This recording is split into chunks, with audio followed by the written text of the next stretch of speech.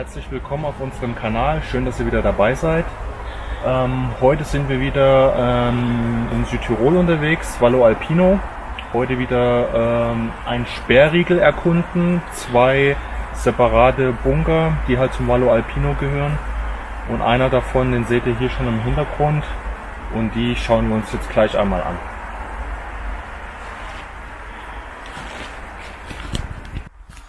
So, wie man jetzt hier wieder ganz gut sehen kann, ist der eigentliche Bunker hier wieder hinter so einer Art Fassade versteckt.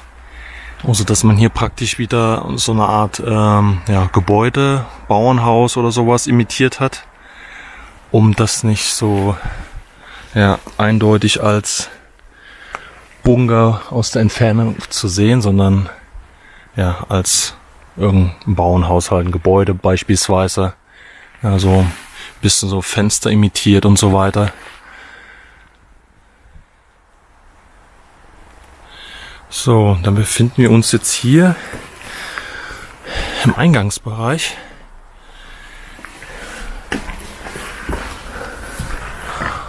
Und gehen jetzt hier gleich einmal rein. So, im Eingangsbereich zeigt sich das hier direkt ab. Dann gibt es hier mehrere so Observationsluken oder Fensterchen.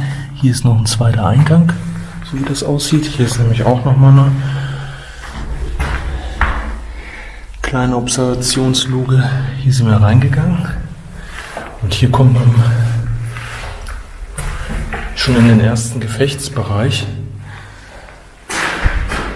Oder wobei, sieht eigentlich auch aus, als ob das jetzt hier so Observationsluken sind. So, und hier haben wir jetzt wieder den großen Mannschaftsbereich, relativ nah diesmal am Eingang. Hier oben sieht man schon die Stalaktiten, Versinderungen, Sinterröhrchen.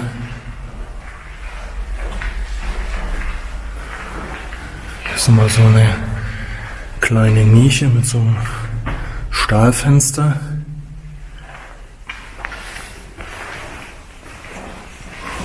Ja, sieht richtig schön aus hier oben.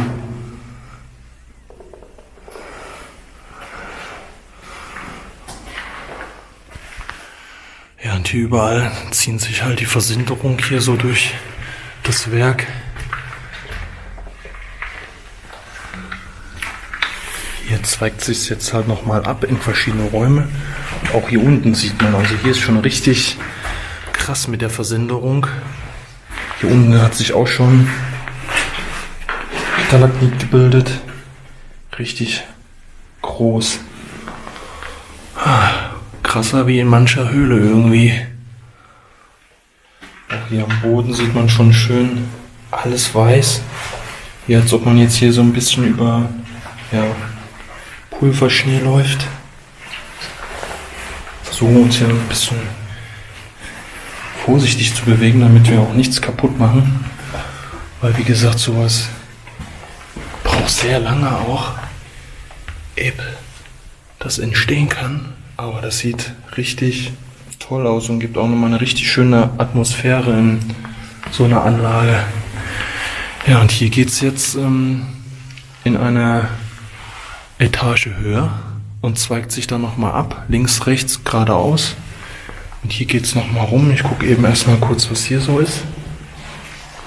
Auch nochmal wieder kleine Nischen, Kammern. Boah, hier oben auch. Ey, das sieht so spektakulär aus. Und dadurch, dass die Anlage jetzt auch wieder so verwinkelt ist, sind auch die Kammern, wo eigentlich nichts mehr drin ist, trotzdem total faszinierend durch diese ganzen Ablagerungen. Das sieht richtig, richtig toll aus. Ja, und hier unten scheint es dann, also hier scheint es nochmal runter zu gehen.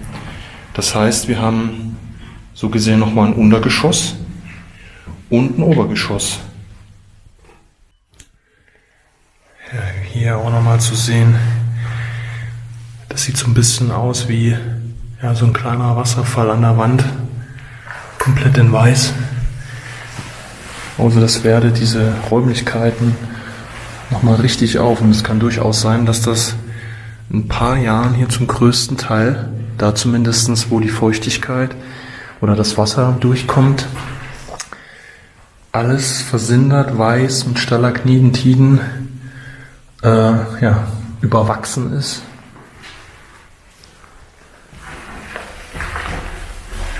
Das ist schon wirklich eine ganz spezielle Atmosphäre. Hier auch der ganze Boden weiß. Ja gut, zu dem Bunker selber, wie gesagt, sind das 2 Werke, ist ja eins davon, die praktisch einen Taleingang hier schützen sollten. Und dementsprechend werden hier große Kanonen verbaut gewesen sein. Aber ich weiß jetzt leider nicht mehr, welches Kaliber. Auf jeden Fall ganz große Geschütze hier in dem Fall. Ja, hier haben wir jetzt auf jeden Fall wieder so einen Mannschaftsraum. So einen größeren Raum halt, wo sich die Soldaten aufgehalten haben. Da hat man jetzt aber 2. Außer in der oberen Etage hatten wir ja auch schon eine. Und hier in dem Untergeschoss auch. So, jetzt sind wir von unten gekommen und gehen jetzt hier vom, ich sage mal, Erdgeschoss jetzt in den oberen Bereich, wo wahrscheinlich der Gefechtsbereich gewesen ist. Da müssten wir jetzt normalerweise zu den einzelnen Schießschaden kommen. Ja, das wird hier wieder was fürs MG gewesen sein. So, und auf der anderen Seite haben wir das gleiche nochmal in grün. Hier ist aber noch die Metallplatte verbaut. Und hier sieht man halt wieder, da wird das MG reingesteckt. Und hier ist auch wieder so Dachpappe. Das hat man jetzt auch noch nie so gesehen in der Form. Immer mal wieder andere Materialien, die hier so mit dazugekommen sind. Ja, Leute, so wie es aussah, ist der Bunker dann doch mehr nur für Maschinengewehre gewesen. Also Maschinengewehre sind da verbaut gewesen und nicht, wie ich jetzt zu Anfang gedacht hatte, Packstellungen, größere Kanonen. Hinter diesen Bunkern gibt es halt, oder hinter diesem Werk gibt es noch ein separates Werk. Da sind definitiv große Kanonen. Jetzt müssen wir mal schauen, wir gehen ja noch eins höher, da ist ja noch so ein Bunker, ob das gleiche ist oder ob der Aufbau anders aussieht. Ja. So, wir müssen uns jetzt noch ein bisschen den Hügel da hochkämpfen. Ich weiß nicht, ob ihr es jetzt erkennen könnt. Ich gucke jetzt auch gerade gegen die Sonne irgendwie. Da oben ist der nächste Bunker. Und da müssen wir jetzt hier noch ein bisschen den Hügel hoch. Und da ist jetzt nochmal der andere Bunker. So, wir sind jetzt hier am zweiten Bunker angekommen. Und wie ihr hier schon so sehen könnt, ist der vom Volumen her deutlich größer als der andere. Scheint so, als ob da noch irgendwie ein Stockwerk mehr drin wäre. So, ich bin jetzt in dem zweiten Bunker drin. Und der ist tatsächlich ein bisschen anders. Vor allen Dingen interessant ist, dass hier überall Holz in den Nischen und so Haken eingelassen sind. Und hier geht es nämlich extrem tief runter. Da seht ihr auch die einzelnen Hölzer. Unten hat sich Wasser gesammelt. Ja, merkwürdig. Als ob man hier irgendwas hochziehen konnte.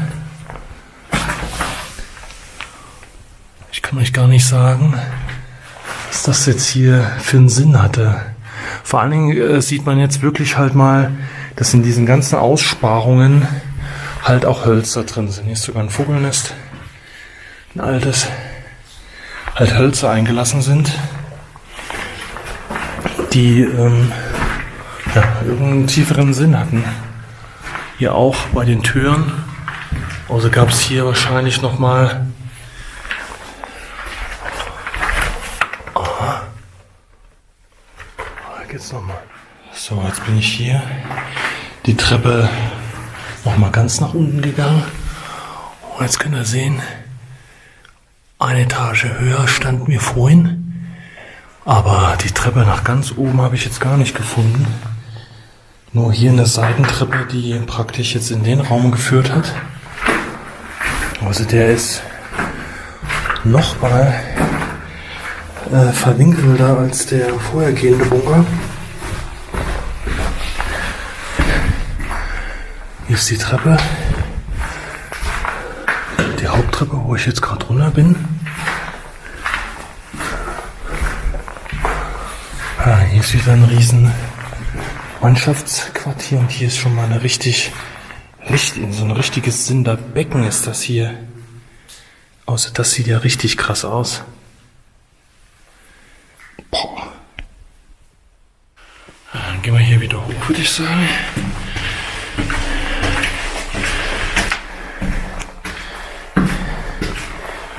Hier sind nicht so viele Versenderungen wie in dem anderen Bunker. Aber trotzdem sehr spannend. Ja. Und hier ist wieder mehr oder weniger das Erdgeschoss. Und dann gehen wir jetzt hier auch wieder direkt raus. So, das war's jetzt im Prinzip mit diesen 2 Bunkern. In dem letzten konnten wir jetzt nicht alles sehen, weil irgendwie fehlte da eine Etage, aber den Treppenzugang haben wir nicht gefunden. Und so wie es den Anschein hatte, waren das jetzt rein speziell MGs verbaut in den Bunkern. Und ja, ich würde sagen, wir sehen uns beim nächsten Video. Haut rein!